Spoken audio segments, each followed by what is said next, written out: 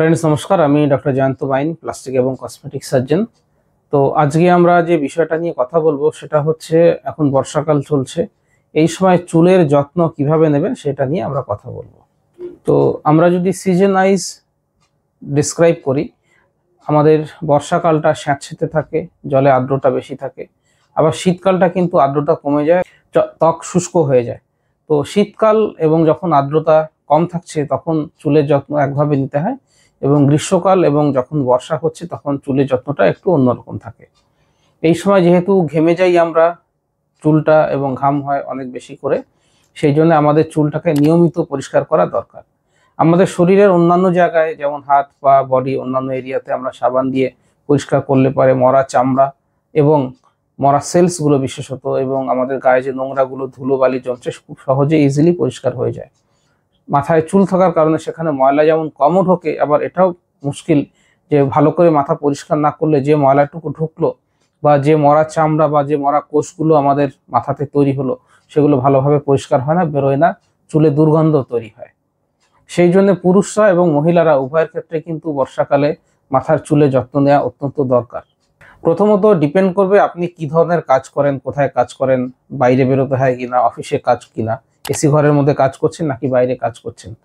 যারা নিয়মিত বাসে ট্রামে যাতায়াত করছেন, দূর থেকে যাতায়াত করছেন এবং গরম আবহাওয়ার মধ্যে কাজ করতে হয়, কাছে ঘেরা অফিসে তারা কাজ করছেন না, তারা অবশ্যই বাড়িতে ফিরে গিয়ে খুব সুন্দরভাবে মাথাটাকে জল দিয়ে পরিষ্কার করবেন। এবং এই জল দিয়ে যখন পরিষ্কার করছেন মাথার মধ্যে আঙুল ছাড়িয়ে ভালো করে মাথার যে সেলসগুলো রয়েছে সেগুলোকে ক্লিয়ার করে নিতে হবে।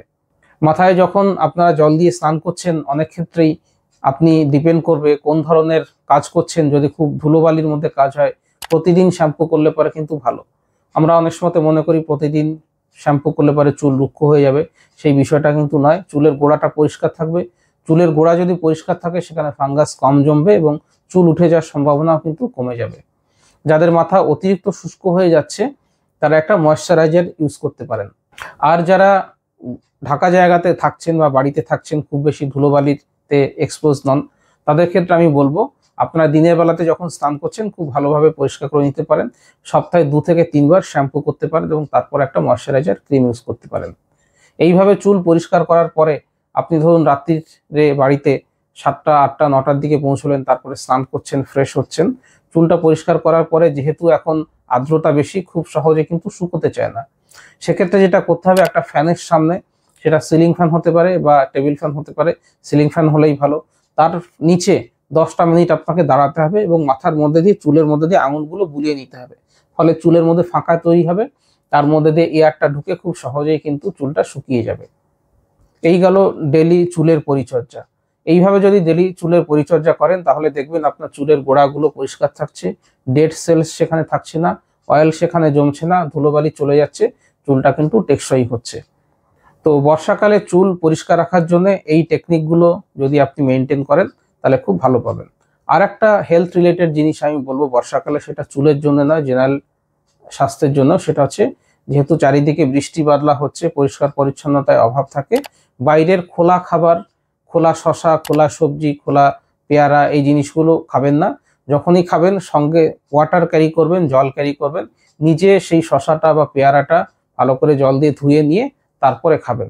বাইরের থেকে খোলা জায়গার খাবার খেলে পরে এই সময় আন্ত্রিক আমাশয়, এই সমস্যাগুলো বা পেটের সমস্যাগুলো বাড়তে পারে। ভিডিওটা যদি ভালো লাগবে লাইক করবেন, শেয়ার করবেন এবং নিচে কমেন্ট বক্সে এসে অবশ্যই কমেন্ট করবেন। আমি চেষ্টা করবো আপনাদের কমেন্ট ধরে ধরে অ্যান্সার দিয়ে দিতে। ভিডিওটা দেখার জন্য ধন্যবাদ। নমস্কার।